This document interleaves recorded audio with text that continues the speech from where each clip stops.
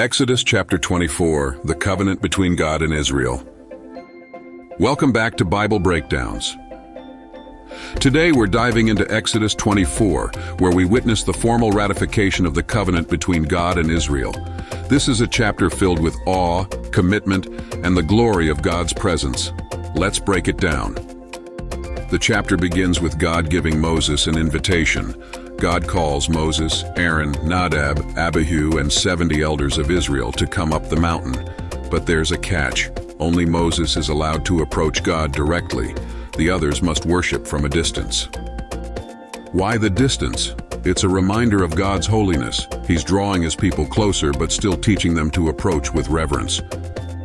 Moses goes down the mountain and relays all of God's commands and laws to the people. Their response: "We will do everything the Lord has said." This isn't just words, it's a commitment. The people are pledging obedience to God's covenant. Next, Moses takes things to the next level. He writes down all of God's words, preserving them for future generations. Early the next morning, Moses builds an altar at the foot of the mountain, with 12 stone pillars representing the 12 tribes of Israel. Young men offer burnt offerings and fellowship offerings to the Lord. Now here's where it gets intense. Moses takes the blood from the sacrifices, splits it into 2 parts, and sprinkles half on the altar, representing God. Then he reads the covenant again, and the people reaffirm, "We will do everything the Lord has said, we will obey." Finally, Moses sprinkles the remaining blood on the people, saying, "This is the blood of the covenant that the Lord has made with you in accordance with all these words." This act seals the covenant, symbolizing the binding agreement between God and his people. The blood represents life and serves as a powerful reminder of their commitment to follow God. Then an incredible moment happens. Moses, Aaron, Nadab, Abihu, and the 70 elders ascend partway up the mountain and see God. What do they see? The text describes God standing on something like a pavement made of sapphire, clear as the sky itself. But here's the amazing part. God does not strike them down. Instead, they eat and drink in his presence, celebrating the covenant.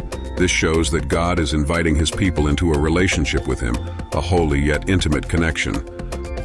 God calls Moses to ascend even higher to receive the stone tablets with the commandments written by God himself. Moses takes his assistant Joshua and heads up the mountain.